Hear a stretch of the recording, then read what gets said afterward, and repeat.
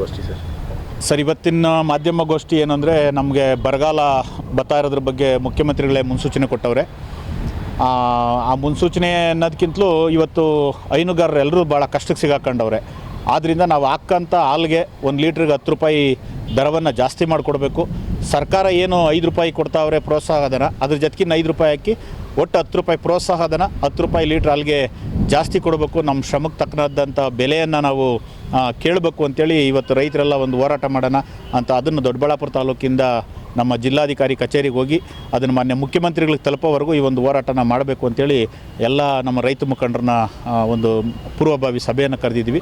9ನೇ ತಾರೀಕು ನಾವು ಜಿಲ್ಲಾ ಅಧಿಕಾರಿ ಕಚೇರಿಗಳಿಗೆ ಹೋಗಿ ಪತ್ರ ಕೊಡೋ ಮುಖ್ಯನ ನಾವು ಹೋರಾಟನ ಪ್ರಾರಂಭ ಮಾಡ್ತೀವಿ. ದೊಡ್ಡಬಳ್ಳಾಪುರದಿಂದ ಈಗ ಎಷ್ಟು ಹಾಲನ್ನು ದಿನ ಕಲೆಕ್ಟ್ ಮಾಡಿ ಕಳಿಸಲಾಗುತ್ತೆ ಸರ್? ನಾವು 1,20,00,000 ನಾವು ಪ್ರತಿದಿನ ಹಾಲು ಶೇಖರಣೆ ಮಾಡ್ತಾಯಿದ್ದೀವಿ.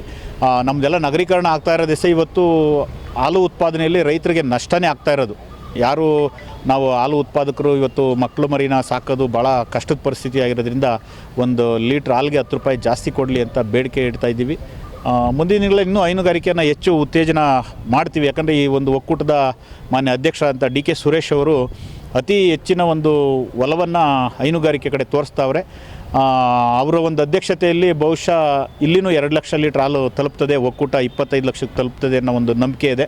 ಆದ್ದರಿಂದ ರೈತರು ಯಾರೂ ಸಹ ಧೃತಿಗೆಡದೆ ಹೈನುಗಾರರಾಗೋದಕ್ಕೆ ಮುಂದೆ ಬರಬೇಕು. ಅವರಿಗೆ ಸಾಕಷ್ಟು ಸ್ಕೀಮ್ಗಳನ್ನು BDC ಬ್ಯಾಂಕಿಂದ, ಬೆಂಗಳೂರು ಹಾಲು ಒಕ್ಕೂಟದಿಂದ ಒಂದು ಅನೇಕ ಅವಕಾಶಗಳನ್ನ ಕೊಡೋದಕ್ಕೆ ಮಾನ್ಯ ಅಧ್ಯಕ್ಷರು DK ಸುರೇಶ್ ಅವರು ಈಗ ಮುನ್ನಡೀತಾ ಇದ್ದಾರೆ.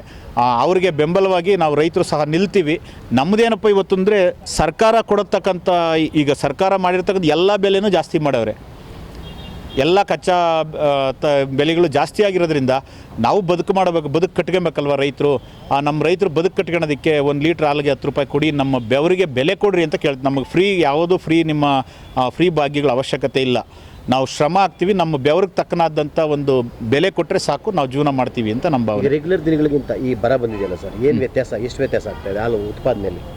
ಸರ್, ಇನ್ನೂ ಆ ವ್ಯತ್ಯಾಸ ಇನ್ನೂ ಕಾಣಿಸಿಲ್ಲ. ಬಹುಶಃ ಇನ್ನೊಂದು ತಿಂಗಳು 2 ತಿಂಗಳ ಗೊತ್ತಾಗ್ಬೋದು. ಯಾಕಂದರೆ ಇನ್ನೂ ರೈತರ ಹತ್ರ ಈ ಹೋದ ವರ್ಷದ ಮೇವು ಒಂದು ಸ್ವಲ್ಪ ಐತೆ. ಈಗೆಲ್ಲ ಇನ್ನೊಂದು ತಿಂಗಳು ಮಳೆ ಇಲ್ಲ ಅಂದರೆ ಇದು ಒಂದು ನಿರೀಕ್ಷೆ ಗೊತ್ತದೆ. ಮುನ್ನೆಚ್ಚರಿಕೆಯಾಗಿ ಇವತ್ತು ಮುಖ್ಯಮಂತ್ರಿಗಳು ಇದಕ್ಕೆ ಪರಿಹಾರ ಕಂಡುಕೊಳ್ಳೋದಕ್ಕೆ ಹೇಳವ್ರೆ. ನಾವು ನಮ್ಮ ಹೋರಾಟ ಏನಂದರೆ ಹಾಲ್ಗೆ 10 ರೂಪಾಯಿ ರೇಟ್ ಜಾಸ್ತಿ ಕೊಡಿ ಅನ್ನೋದು ಅಷ್ಟೇ.